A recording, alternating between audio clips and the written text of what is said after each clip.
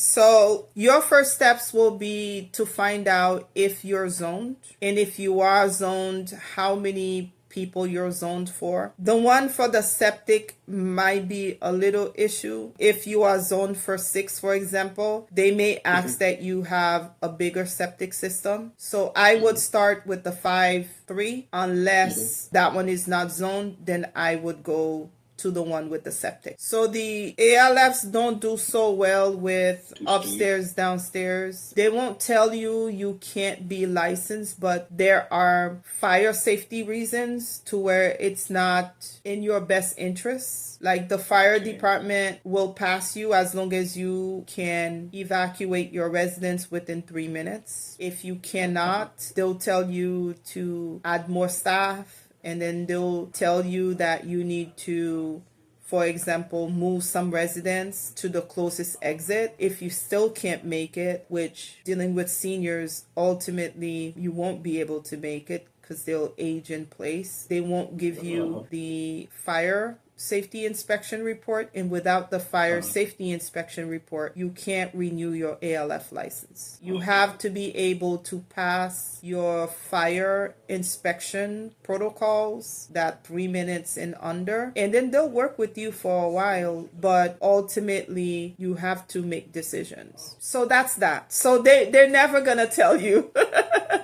you know, we can't give you a license. You'll get the license, but yeah, you could see these issues coming. So I don't like to give you bad news, but I'm responsible for telling you the full truth. And so I think knowing that you're shifted into the 3-2 with the septic. With that one, what you would need to do is you would need to find out how much is zoned for, typically 6, and if they would allow for 2 additional people, like for a septic capacity of 8. So that would involve your staff on shift, plus, you know, people coming in and out to provide services. And there's a few things we got to do with the septic system, but the capacity is usually where it becomes an issue. Typically, we start working with people like right where you are in these very beginning phases. And so what happens is we take over a lot of the communication for you and are able to articulate what needs to be done with the zoning, with the septic system. You would pretty much start your licensing process with us. And of course, that involves all of the paperwork we'll do for you, the forms that we'll complete for you, the back and forth with the city officials. And if this home end up being the right home, we will help you get your license in it. If it is not the right home, you can transfer the consulting services into the next building that you will buy, if that's what you choose to. Okay, so residential is pretty much converting a house or a duplex into an ALF. Commercial is when you have those larger setting like the apartment buildings. Sometimes commercial can also be like a triplex that you convert into an ALF, like one of those 1-story long setup ALF.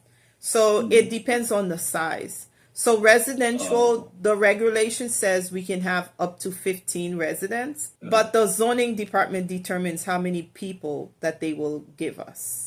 So typically on average, zoning departments are usually around giving us like around 6 residents. I have seen other areas that will give up to 5. I've seen areas that will give 8, areas that will give 12, areas that will give the 15. But the way that we know is when we contact the zoning department will tell us how many people they allow, and ACA allow the zoning department rules to supersede theirs. So they will listen to the zoning department and not overrule zoning. Sometimes we have people that fight the zoning department telling zoning what ACA says. Zoning don't care what ACA says because zoning zoning knows ACA already give them precedence.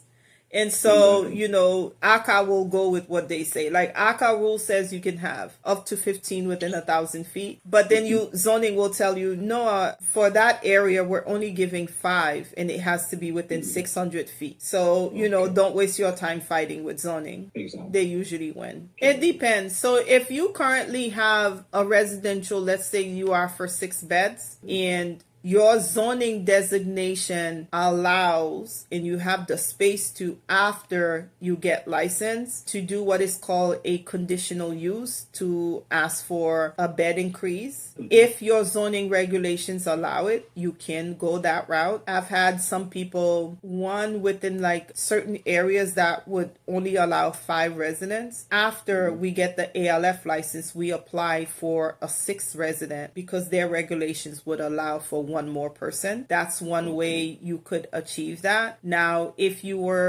zoning does not allow that, the only way you can expand is to find another land designation or another home, another property that will allow for that, your ideal number of residents, and then you go from there.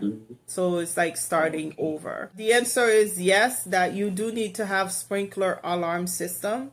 Now, there are some areas, I haven't come across any of those yet, that in the past that would say if you have, let's say, for example, 5 residents, you don't need a sprinkler system. I recommend that you do need a sprinkler system, okay? Even if they say you don't need it, go ahead and get it. Because ultimately, if something were to happen, you're protected because you're responsible for seniors who are not able to sprint when a fire comes around. So even if a county would say you don't have to do the sprinkler system, just go ahead and get it done. It is worth it. For liabilities, it protects you in so many ways and it saves lives. So yes, it is required. Yes, also there are areas where it is not required based on how many residents that you have. But even in those situations, make it a requirement and get the sprinkler system. All the clients that I open have sprinkler systems. To be specific, we have not opened any ALFs in any areas that have not required a sprinkler system. So just make it a requirement. They all require it. Especially nowadays, considering Florida's #1 for senior care, they do make it a thing that they require it.